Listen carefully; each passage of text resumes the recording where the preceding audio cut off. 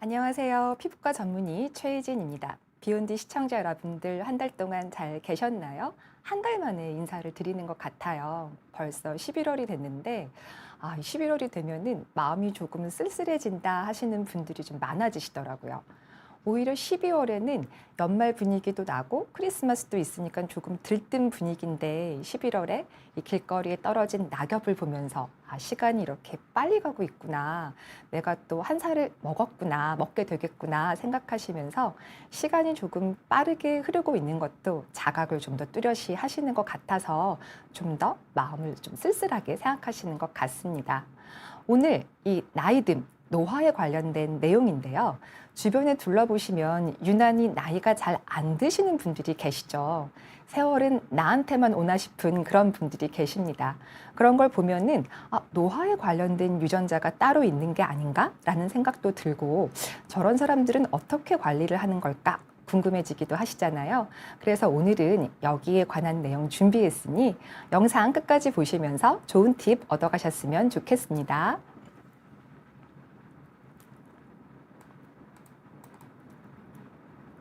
피부 염증 노화의 비밀이라고 제목을 잡아봤는데요. 이 염증 노화라는 단어가 굉장히 생소하신 분들도 많으실 거예요. 사실 이것은 영어에서 비롯된 신조어이기 때문에 영어로 이렇게 딱 말할 때 좀 더 확 와닿습니다. 이 염증을 뜻하는 단어가 inflammation이고 노화, 에이징이죠. 그래서 inflammaging이라고 이걸 붙여서 말을 하는데 염증 노화라는 것은 우리가 나이가 들면서 어떤 저강도의 염증이 지속적인 상태로 진행되면서 어떤 기관도 조금 더 그 기능을 잃게 되고 결국은 질환에 조금 더 잘 걸리게 된다는 거죠. 가속 노화의 개념이라고 보시면 될 것 같아요. 사실 나이가 들면은 정말 손만 톡 해도 터지는 것처럼 굉장히 사소한 자극에도 염증이 잘 생길 수 있는 그런 상태가 됩니다. 거기에 비해서 회복은 굉장히 늦어지기 때문에 이 밸런스가 안 맞으니까 질환으로 잘 이행이 되는 건데요. 대표적으로 우리 관상동맥 질환, 혈관 질환 한번 생각해 볼게요. 좋지 않은 생활 습관이나 이런 것들로 이렇게 지방, 찌꺼기 이런 것들이 혈관을 막아주는 것이 만성적인 염증이고 나도 모르게 이런 만성적인 염증이 점차 진행하면서 지경을 크게 막으면 그때부터는 질환이 되고 여러 가지 합병증이 생기잖아요. 그런데 우리 몸은 서로 굉장히 혈관으로 잘 연결되어 있기 때문에 어떤 한 기관의 염증이 다른 기관에 영향을 줄 수 있습니다. 바로 염증이 생길 때 염증성 사이토카인 이런 것들을 혈관을 통해서 이동하고 분비된 것들이 이동하기 때문에 다른 기관에 영향을 줄 수 있는 거예요. 자, 그러면 모든 염증이 다 좋지 않은 것일까 생각해 보실 수 있는데 사실 이 염증 반응이라는 것은 우리가 살아가는데 꼭 필요한 필수 불가결한 그런 반응이거든요. 예를 들어서 외부에서 균이 침범했을 때, 조직이 손상됐을 때 염증 반응을 통해서 조직이 회복되고 수복됩니다. 그래서 염증 노화에서 말하는 그런 염증이란 이런 균 침범이라던가 조직의 손상 같은 급성기의 자극이 아닌 나도 모르게 점진적으로 진행하고 있는 저강도의 만성 염증을 의미하는 거예요. 이렇게 염증 반응이 있을 때 우리 몸에서는 굉장히 좋지 않은 유해산소 이런 것들을 많이 만들고 이 노화에서 가장 중요한 세포 소기관이 미토콘드리아라고 하는 건데요. 이 미토콘드리아는 우리 세포에서 정말 중요한 기능을 해요.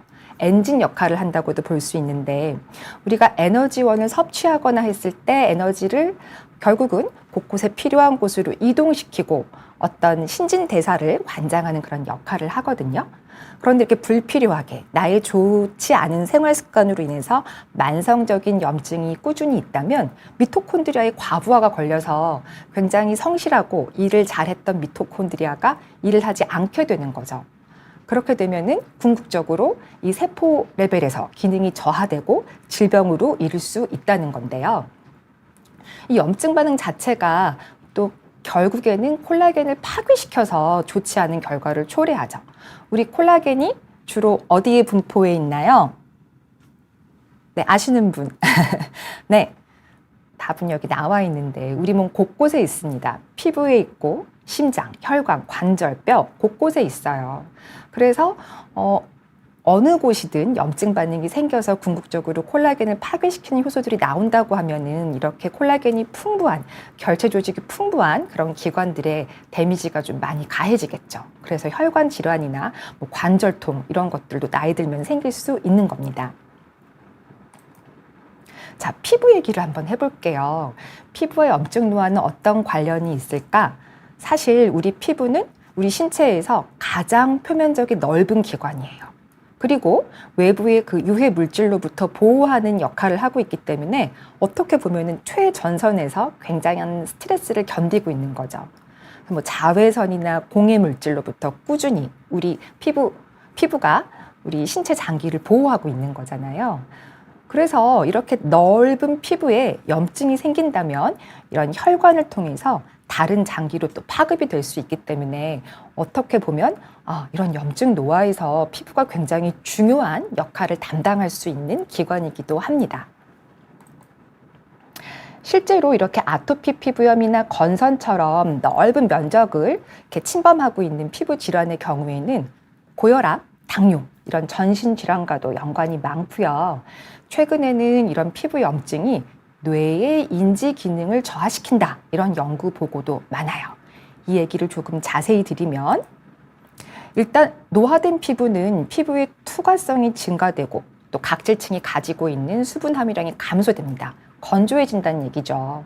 그리고 우리 피부 장벽은 산성일 때, 약산성일 때 가장 그 장벽의 보호 기능이 잘 조절이 되는데 나이가 들면서 피부가 알칼리성으로 변해요. 그래서 피부 장벽 기능이 점점 감소되는 거죠.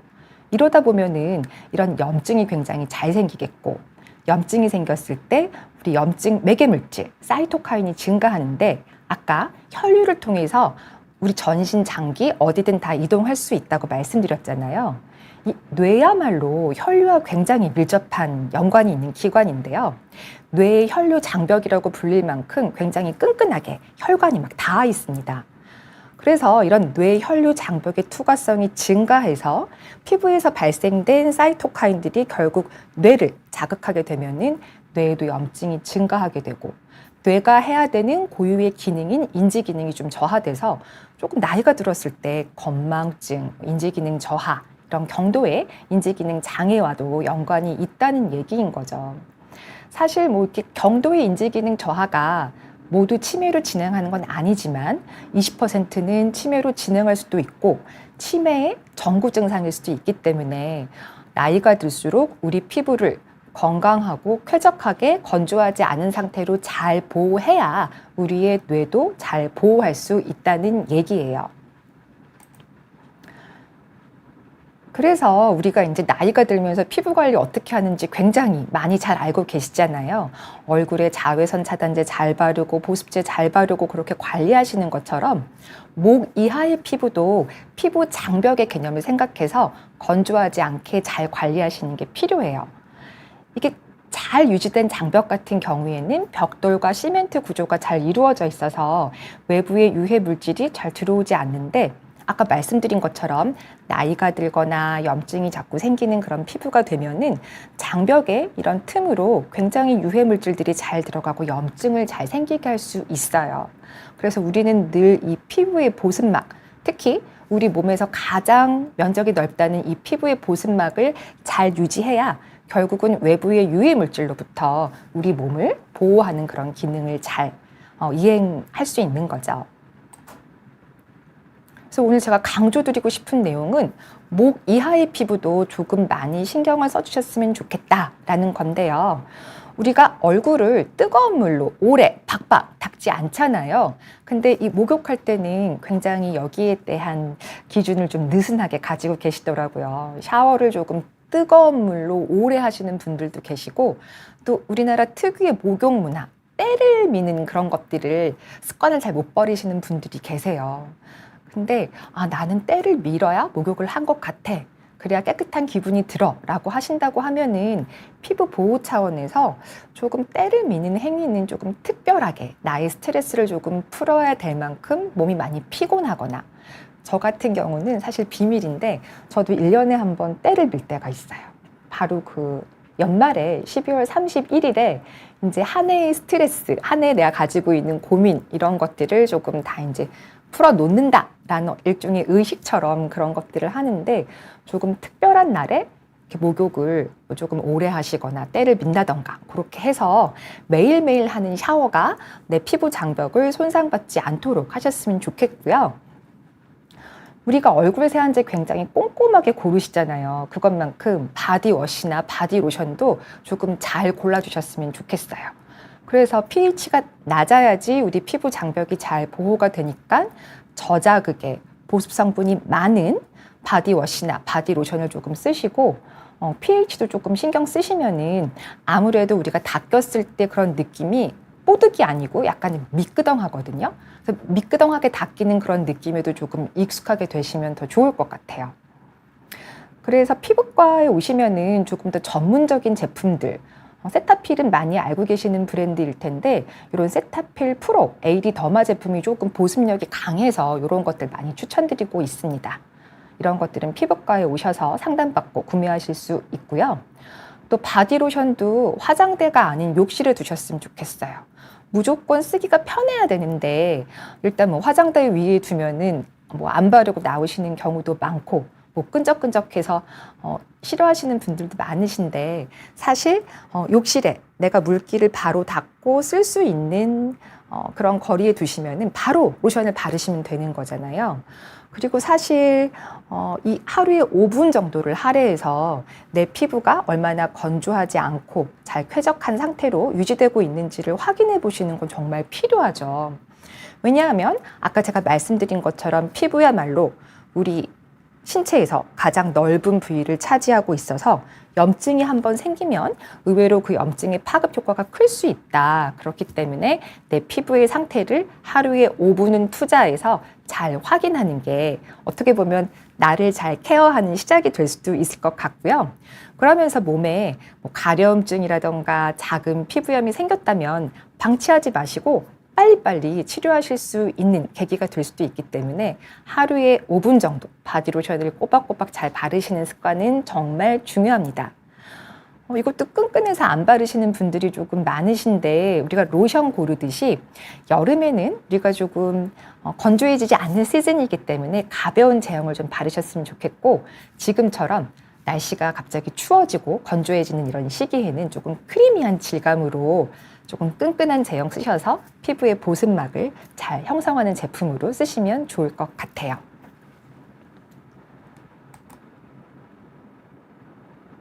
네, 중간에 질문 좀 받아볼까요? 네, 헬로 비너스님 안녕하세요. 항노화에 관심이 많으셔서 네, 제 강의 내용과 관련이 없어도 관심이 가시는 분야 물어보시면 제가 아는 한에서 열심히 답변 드릴게요. 또 김용자님이 질문 주셨는데요. 쥐젖이 난 부분이 몹시 가렵다고. 쥐젖은 어떻게 처리하면 될까요?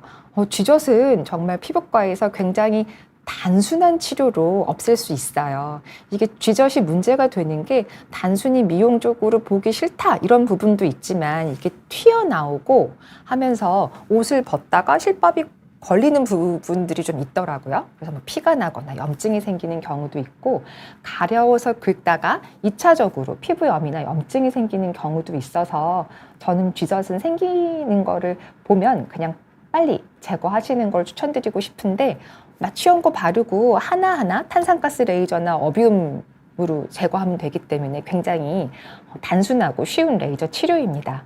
오래 두지 않으셨으면 좋겠어요. 크리스마스 선물님이 저의 데일리 루틴을 궁금해 하시는데요.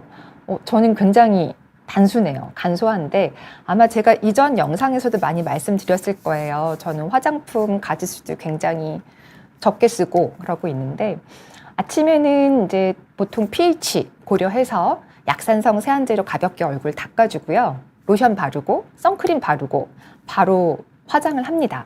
그래서 그런 메이크업 단계 하고 있고 저녁에는 이제 이중 세안으로 메이크업 잘 지우고 나서 비타민 C를 바를 때도 있고 레티노이드 바를 때도 있고요. 그리고 나서 보습제 바르고 그게 끝이에요. 너무 간단하죠? 아이고, 네, 칭찬 감사합니다. 단아하고 우아하다고 에클라트님이 칭찬해 주셔서 제가 인사드렸어요. 셜리 김 친구다님이 질문 주셨는데요. 일회용 붓치는 팩만 하면 피부가 트러블이 심하게 나요? 라고 하셨는데 붓치는 팩이 시트 마스크를 말씀하시는 걸까요? 네, 시트 마스크라는 것을 전제로 말씀을 드려본다면 사실 시트 마스크는 굉장히 이제 농축된 성분을 오랫동안 보관해서 쓰는 거잖아요. 그래서 어떻게 보면 약간 좀 방부 물질도 들어있을 수밖에 없고 그런 농축된 물질이 피부가 예민하신 분들한테는 오히려 잘 안 맞을 수도 있거든요. 그래서 시트 마스크를 붙일 때마다 내 얼굴에 트러블이 생긴다는 거는 내 피부 장벽이 굉장히 예민하고 건조하고 그러실 수 있어요. 그럴 때는 굳이 엑스트라 관리로 시트 마스크를 하실 것이 아니고 보습제를 조금 더 듬뿍 발라본다거나 아니면 이제 재생크림 종류에서 마치 이제 시트 마스크를 하듯이 재생크림을 듬뿍 발라서 팩처럼 쓰실 수 있거든요. 이런 방법이 트러블도 예방하고 좀 더 피부 장벽 보호에 좋으실 것 같아요. 러블리은님이 엉덩이 한쪽에 피부가 아닌 근육이 아프셨다고요? 뭘까요? 젊은 나이인데 근육 손실일까? 통증이 없어졌는데 그때 뭐 심하게 다리를 뭐 꼬고 있거나 안 하던 운동을 하거나 뭐 그러신 건 아닐까 생각이 됩니다. 근육통이라는 게.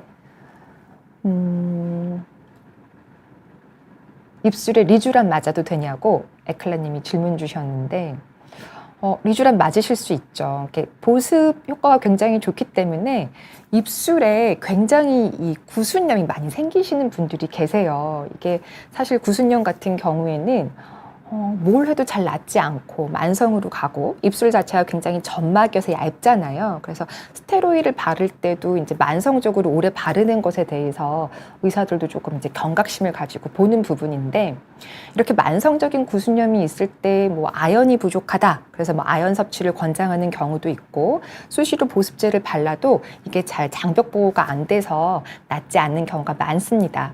그런 경우에 리쥬란 맞으실 수 있고 리쥬란에 들어있는 재생이나 염증 완화 성분 때문에 피부염도 조금 가라앉히고 입술이 매우 건조한 것도 호전시킬 수 있기 때문에 리쥬란 맞으실 수 있어요. 아토피가 있으면 인지기능 저하가 오나요? 그러니까 제가 아까 말씀드린 인용한 논문은 이제 통계를 바탕으로 그렇게 하는 건데 모든 아토피 환자가 다 인지기능 저하가 온다는 건 아니고요.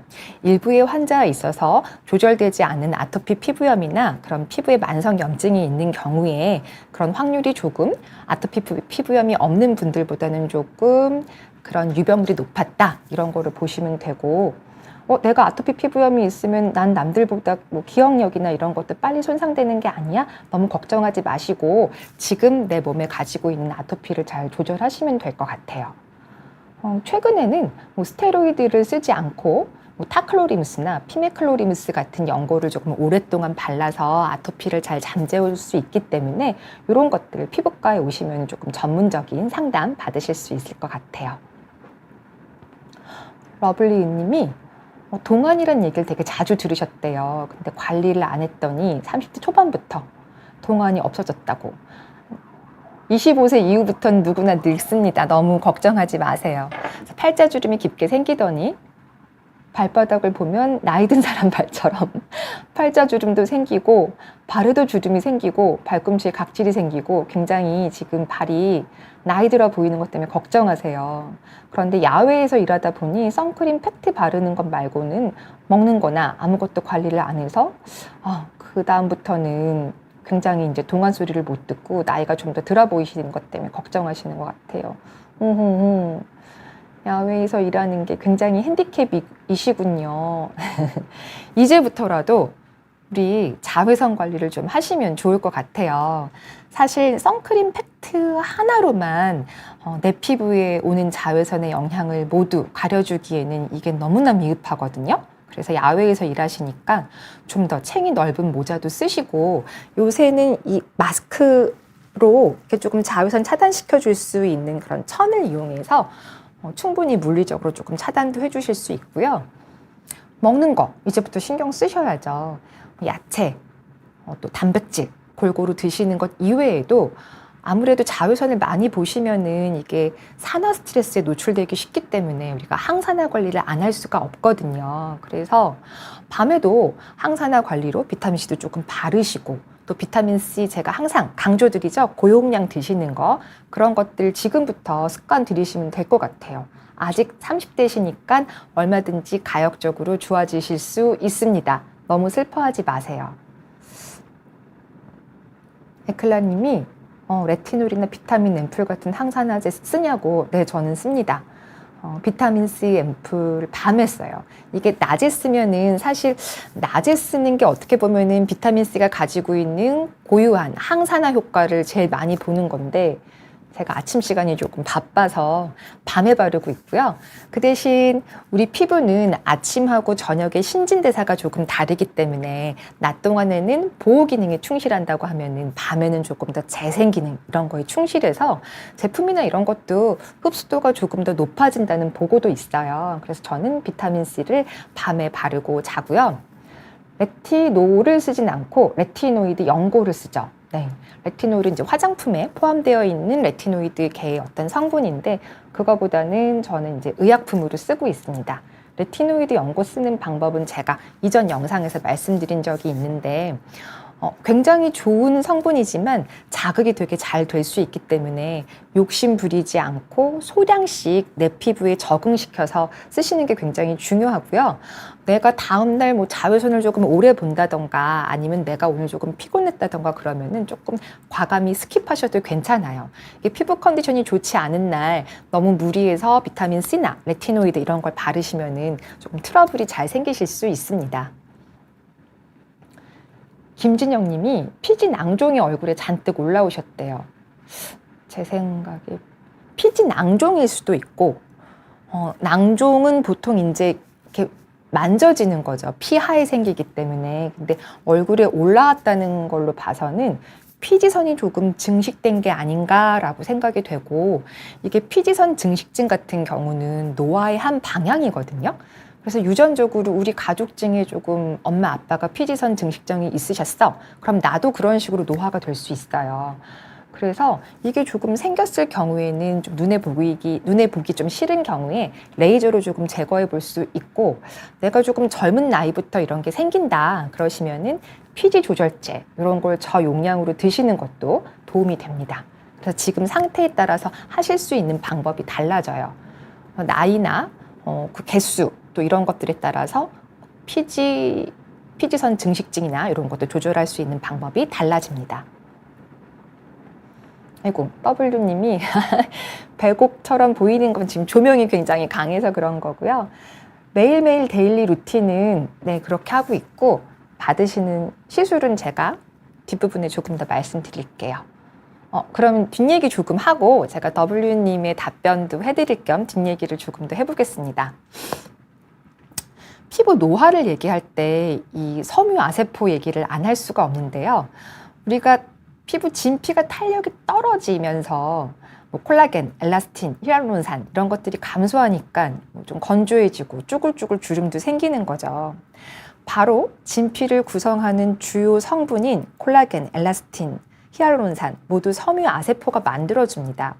근데 노화된 섬유아세포는 이런 중요한 물질들을 잘 만들 수 없을 뿐더러 조금 이상한 작용을 해요. 그냥 노화가 돼서 자기 기능을 잘 못하는 것으로 끝나는 것이 아니라 노화 연관 분비 표현형이라고 해서 말은 어려운데 자꾸 이상한 물질들을 이렇게 분비해서 주변 환경을 교란시킵니다.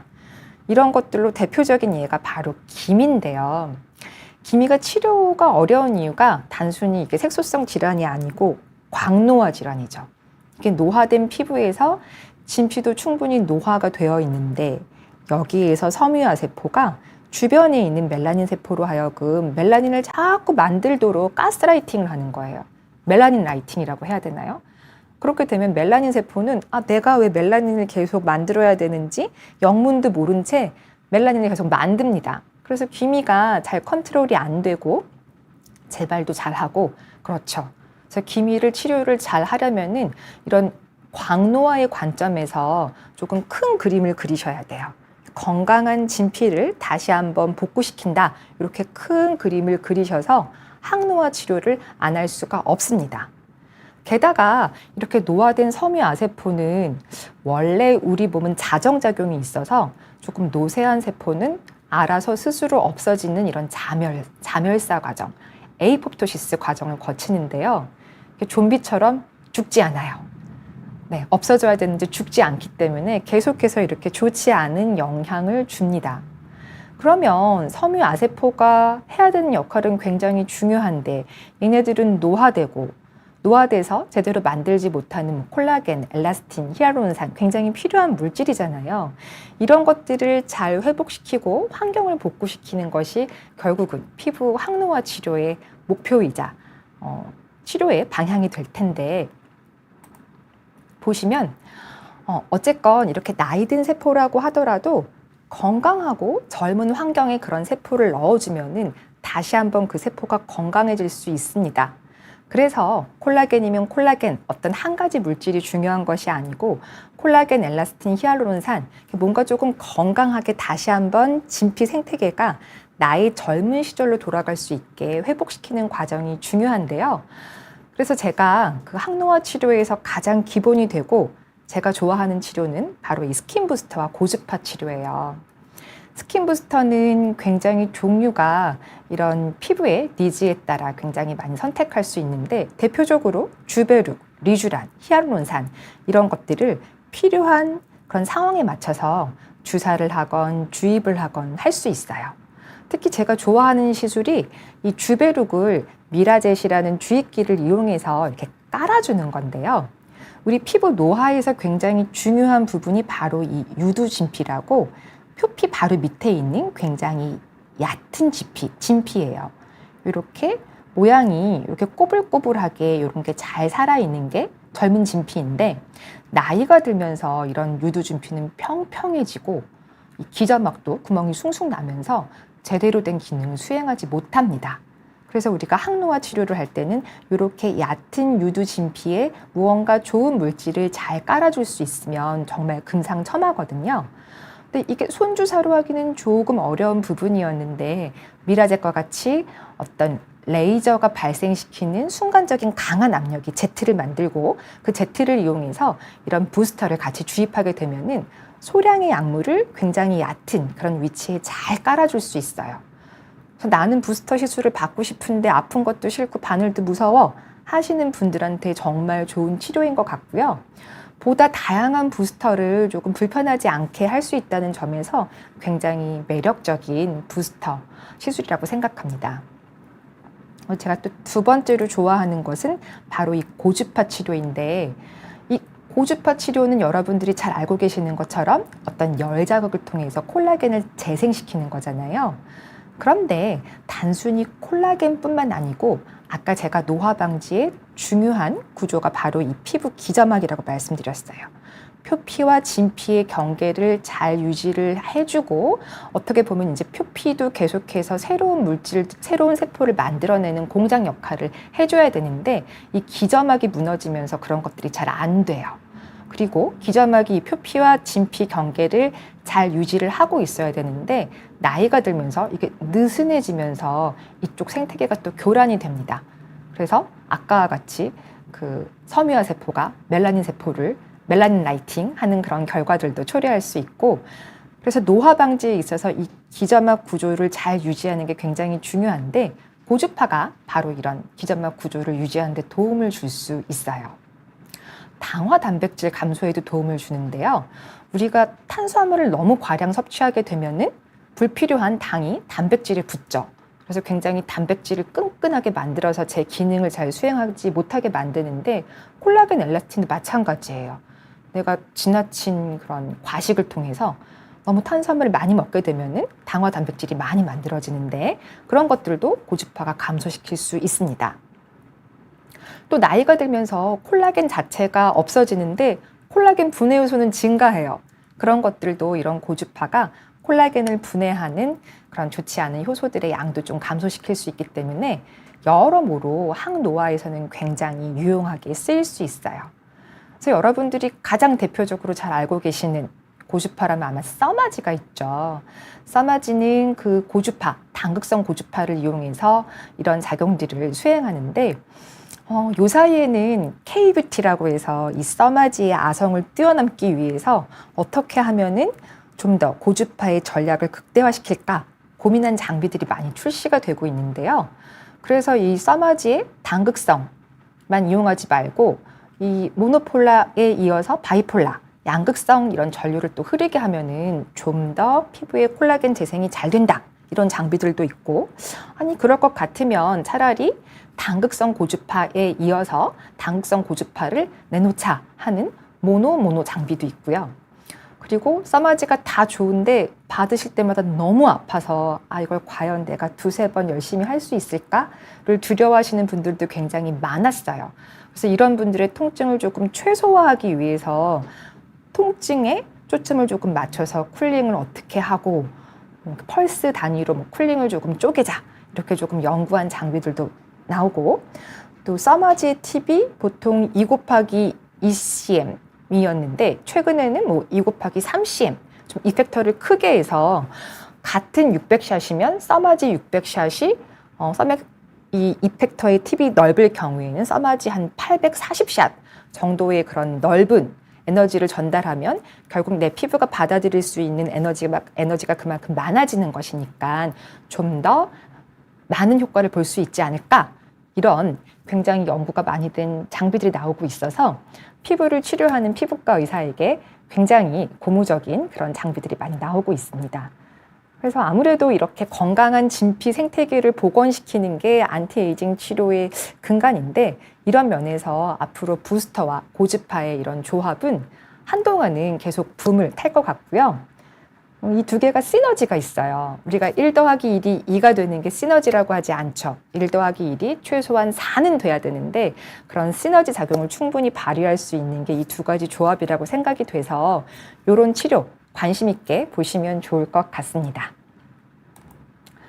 그래서 제가 생각하는 항노화는 결국 나의 루틴 관리예요. 그래서 피부는 보습제, 자외선 차단제, 항산화제 이런 것들을 정말 늘 잘 바르는 스킨케어 루틴만큼 또 제가 아까 염증 노화를 방지하기 위해서 해야 되는 것들이 있을 것 같은데 바로 이런 좋은 생활 습관입니다.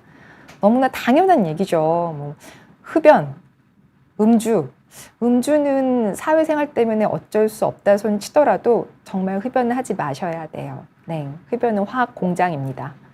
그리고 좋은 음식 잘 먹는 것, 운동하는 것, 양질의 숙면 이런 것들이 결국은 염증 노화를 막는 좋은 생활 습관이고요. 특히 이 피부야말로 내가 늘 이제 하루에 5분 정도 시간을 투자해서 보습이라던가 쾌적한 상태를 잘 유지하는 게 다른 기관으로의 염증 노화, 가속 노화를 촉진하지 않을 수 있기 때문에 이런 습관들 잘 들이시는 게 중요할 것 같습니다. 제가 이 습관 중에서 오늘 특별히 강조드리고 싶은 것은 바로 자는 거예요. 숙면에 대한 얘기 조금 더 드리고 싶은데요. 제 환자분들 중에 자는 걸 굉장히 소홀히 하시는 분들이 많아요. 현대인들은 굉장히 해야 되는 일이 많잖아요. 그리고 또 자기 전에 재미있는 걸 또 하고 싶어 하는 그런 욕심이 있어서 영상을 보다가 뭘 하다가 심지어 불도 잘 끄지 않고 잠자리에 눕는 경우도 많다고 하시는데요. 사실 내가 불을 켜고 자면은 눈이 충분히 쉴 수 없어요. 그러면 수면에 이르기가 어렵고 한두 시간 자다가 깨서 불을 끄고 자는 경우도 있을 뿐더러 어쨌건 숙면을 충분히 취해야지 나오는 성장 호르몬 샤워도 잘 받을 수 없기 때문에 자는 환경 자체를 잘 세팅하고 하루의 시작을 내가 학교에 가고 직장에 가야 되는 기상 시간이 아닌 자는 시간을 세팅을 해서 그걸 디폴트 값으로 잡으시는 걸 추천드립니다. 내가 10시 반, 11시에 잔다. 그럼 그게 하루의 시작이 되는 거예요. 그래서 그전에는 야식도 조금 덜 먹고 조금 보는 영상도 조금 좀 덜어두고 잘 준비를 하는 거죠. 그래서 정말 자는 시간을 충분히 확보하려는 노력을 꾸준히 하셔야 돼요. 그런 것들이 정말 습관이 돼서 어느 정도 이제 몸에 익으면 자연스럽게 생체의 시계가 형성이 돼서 나중에는 정말 자명종 없이도 정확한 시간에 일어나실 수 있는 그런 패턴을 가지실 수 있습니다. 그래서 저는 이 중에서 오늘 특별히 이 숙면에 대해서 조금 더 잔소리를 하고 좀 맞춰보겠습니다. 질문 조금 더 받아볼게요. W님 답변이 되셨을까요? 저는 그 부스터 시술을 좀 좋아해요. 그래서 제가 이제 뭐 리쥬란이나 주베룹 같은 거는 스스로 제가 주사할 수 있기 때문에 마취연고 바르고 시술하고 있고요. 네, 고주파 시술도 틈틈이 받고 있습니다. 어흥님이 20대부터 리프팅 레이저 해도 될까요? 요새 많이 하시죠. 이게 최근의 트렌드는 나이 들어서 늙은 피부를 다시 되돌린다기보다는 내 피부가 왜 꼭 늙어야 돼? 이렇게 생각하시는 젊은 분들이 많더라고요. 그래서 젊을 때 미리미리 관리하자. 그래서 리주비네이션도 좋지만 프리주비네이션, 미리미리 관리해서 조금 더 노화를 막아보는 방향으로 하시는 경우가 많기 때문에 훨씬 더 좋고, 확실히 리프팅 레이저를 해보면은 얼굴선 살아나는 거나 이런 것들은 콜라겐 함량이 많으신 젊으신 분들이 굉장히 좀 드라마틱하게 많이 살아나기 때문에 효과도 많이 보시고 노화를 방지할 수 있는 측면도 좋다고 생각합니다. 튤립님이 최근에 필러를 맞았는데 주베룩 볼륨을 또 맞아도 괜찮을까요? 이게 시너지가 있어요.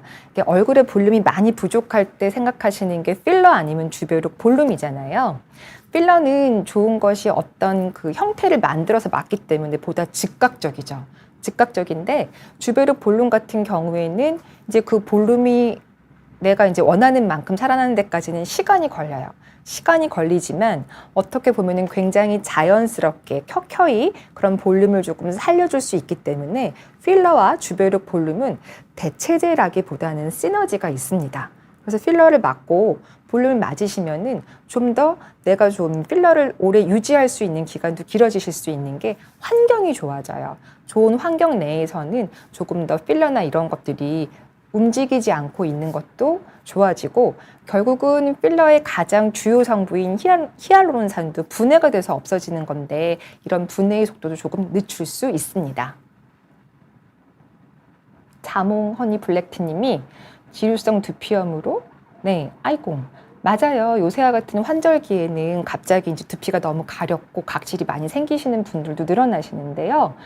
너무 많이 방치하시면은 탈모로도 이어질 수 있습니다. 모낭염도 생기고요. 그래서 이런 경우는 병원에 오셔서 이 지루성 두피염도 상태에 따라서 쓰는 약의 강도나 종류가 조금 달라져요. 심하지 않을 때는 뭐 항히스타민제, 바르는 스테로이드 정도만 쓰고도 관리가 잘 되고, 이런 지루성 두피염이 자꾸 생기시는 분들은 또 항염증 성분이 들어있는 샴푸 같이 쓰시면 좋고요. 어쩔 수 없이 조금 시기를 놓쳐서 오신 분들은 스테로이드나 항생제 투여가 필요한 경우도 있습니다. 탈모로까지 이어질 수 있기 때문에 염증성 탈모가 생기시면 너무 속상하시거든요. 그래서 늦지 않게 병원에 오셔서 제대로 된 치료 받으시면 좋을 것 같아요. 윤인님이 레티놀 부작용이 있으시대요. 주름 개선해주는 다른 성분은 없을까요? 네, 맞아요. 레티노이드 계통 중에서는 가장 약한 성분이긴 하지만 정말 예민하신 분들은 비타민 C만 발라도 부작용이 있으실 정도로 못 바르시는 분들도 계세요. 그런 경우에는 주름 개선을 해주는 다른 성분들, 뭐 나이아신아마이드, 제가 되게 좋아하는 성분인데요. 사실 이 나이아신아마이드는 뭐 미백, 주름 개선, 탄력, 항염 이런 작용들을 좀 고루고루 해줄 수 있기 때문에 레티놀, 비타민 C의 부작용이 있으신 분들은 이런 거 쓰시면 좋을 것 같아요. 요새는 토너나 크림으로도 많이 포함이 되어 있기 때문에 꾸준히 쓰시면 좋을 것 같습니다. 그리고 주름 개선을 위해서는 무엇보다 충분한 보습이 중요하기 때문에 이렇게 계절이 바뀌는 환절기에는 내가 평소에 썼던 보습제보다는 조금 두터운 질감, 조금 더 크리미한 질감의 로션이나 크림을 쓰실 것을 조금 더 권해드리고 싶어요. 로다님이 50대이신데 악건성, 얇은 피부, 그래서 선크림 바르고 이중세안하면 더 건조하다고 에스트라 기초 바르는데 괜찮은지. 근데 화장품 추천은 사실 나한테 맞는 것은 내가 써봐야 알 수 있어요. 이게 악건성이라고 하더라도 어느 정도의 악건성인지 제가 잘 모르잖아요. 그런데 일단 선크림 바르고 이중 세안 하실 때도 조금 덜 건조하게 하는 팁이 있습니다. 지금 루다님이 어떤 이중 세안 제품을 쓰시는지 모르겠는데 보통 1차 세안하실 때 클렌징, 오일이나 크림 종류가 조금 더 피부를 건조하게 만들 수도 있거든요. 피부 장벽의 최외곽을 담당하고 있는 이 지질층을 같이 닦아낼 수 있기 때문에 이런 경우에는 내가 좀 건조함을 느낀다 그러시면은 클렌징 로션을 한번 사용해 보세요. 클렌징 로션을 깨끗한 손으로 마른 손에 묻혀서 얼굴도 미리 물기가 없는 상태에서 마른 얼굴에 클렌징 로션을 묻혀서 마사지를 해주시고요. 물을 조금 묻혀서 이렇게 문질러 주시면은 이 로션이 조금 더 맑게 되면서 메이크업의 기름기를 닦아냅니다. 이런 과정이 유화인데요. 유화를 충분히 시키고 나서 물 세안하시는 게 1차 세안이고요. 2차 세안하실 때도 이 세안제 자체가 약간 저자극이나 pH를 조금 낮춘 제품들이 있어요. 이런 것들을 쓰시면은 훨씬 덜 건조하시고요. 약간 처음에는 이런 미끄덩한 느낌이 적응이 잘 안 되실 수도 있지만 그렇게 닦이는 게 맞습니다. 그래서 지금 어떤 수분 로션 말씀하셨는데 의외로 클렌징 단계에서 내 피부를 계속 건조하게 만들 수 있기 때문에 클렌징 단계에서 내가 어떤 제품을 쓰고 있는지 한번 점검을 먼저 하실 것을 권해드리고 그렇게 교정을 하셔도 건조하시다고 하시면은 로션 말고 크림 제형을 한번 써보세요. 네, 로션보다는 크림이 조금 더 유분기가 많은 성분이기 때문에 그런 것들 쓰실 수 있고요. 이렇게 로션이나 크림을 발라도 조금 건조하신 경우에는 수분막을 한층 더 깔아준다는 그런 차원에서 그 세럼 중에 히알루론산이 들어있는 것들이 있거든요. 그런 것들이 내 보습막을 한층 더 이렇게 깔아줄 수 있기 때문에 서로 이제 작용을 달리하는 이런 보습제를 같이 쓰시는 것도 도움이 됩니다. W님이 얼굴 꺼지면 스컬트라와 주베르 볼륨 얼마나 꺼졌는가 여기에 따라 또 달라지는데 스컬트라의 결절 이슈를 주베룩 볼륨을 쓰면서 좀 많이 극복했죠. 그래서 조금 더 우리가 안전하게 써볼 수는 있는데요. 저는 꺼짐이 너무 심하신 경우에는 필러와 주베룩 볼륨을 같이 혼용하실 걸 권해드려요. 사실 그 히알루론산 필러는 굉장히 안전하고 우리가 마음에 들지 않게 넣었을 경우에는 교정도 할 수 있고 그 자체가 굉장히 피부 진피 구조의 그 유지를 위해서 굉장히 좋고 유효하고 좋은 성분인데 필러 공포증 때문에 너무 묻힌 경향이 없지 않나 생각이 됩니다. 그래서 스컬트라 주베룩 볼륨 뭐 이걸 고르시는 것도 괜찮지만 필러와 주베룩 볼륨을 적절하게 같이 쓰시는 것도 좋을 것 같습니다. 강혜란님이 네, 30대 중반이신데 미간 주름, 보톡스 효과 있죠. 네, 부작용 글쎄 부작용이 크게 없는 게 보톡스여서 눈 근처라 잘못 맞지.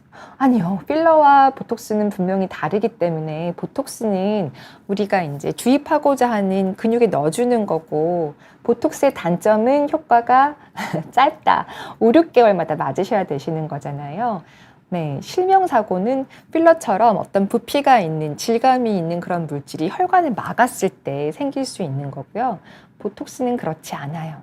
미간 주름은 제가 적극적으로 추천하는 부위고 특히 미간 같은 경우는 이마와 이렇게 주름이 주름 방향과 근육 모양이 짜깁기처럼 되어 있기 때문에 미간과 이마를 같이 맞으시면 좀 더 교정이 예쁘게 잘 되실 것 같습니다. 루다님이 얇고 예민한 피부여서 지금 어떤 시술을 하면 되는지 제가 아까 말씀드렸죠. 얇고 예민한 피부라고 하면은 먼저 이 건강한 진피 생태계를 복원시키는 게 먼저기 때문에 레이저를 먼저 하기보다는 스킨 부스터 이런 것들로 충분히 건강하게 조금 만들어 주고 나서 그 이후에 고주파 시술하시면 더 좋을 것 같아요.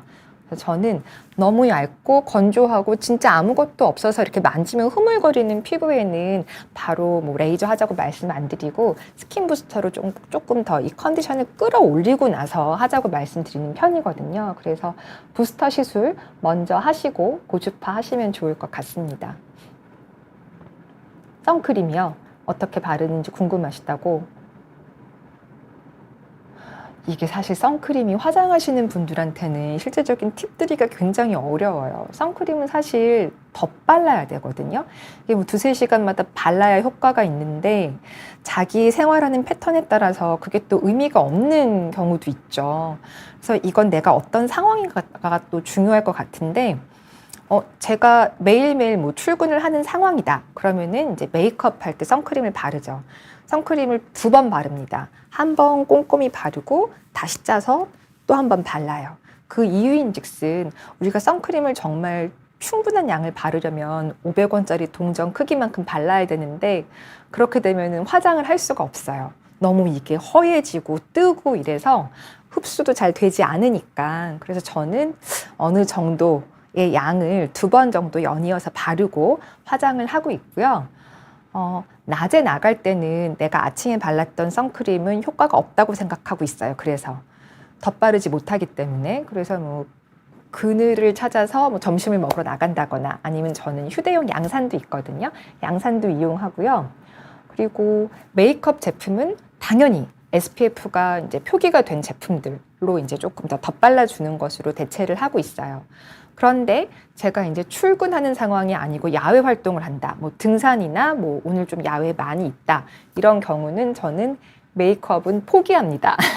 포기하고 선크림을 정말 계속 덧바르고 제가 산에 갈 때는 이제 모자도 쓰고 이렇게 두르는 이렇게 두건 같은 마스크도 있고요. 선크림도 수시로 바르고 그래서 내가 어떤 활동을 하는가에 따라서 어느 정도로 선케어를 하는가가 조금 결정이 돼요. 선팩트 쓰시는 건 당연히 도움이 되시죠. 그래서 여자분들은 어차피 메이크업 하실 때 선크림 자체를 충분한 양을 바르시기가 어렵기 때문에 될 수 있으면 우리는 메이크업을 할 수 있잖아요. 그래서 메이크업 그 제품 하나하나에 SPF가 표기된 제품을 쓰시는 게 좋을 것 같아요.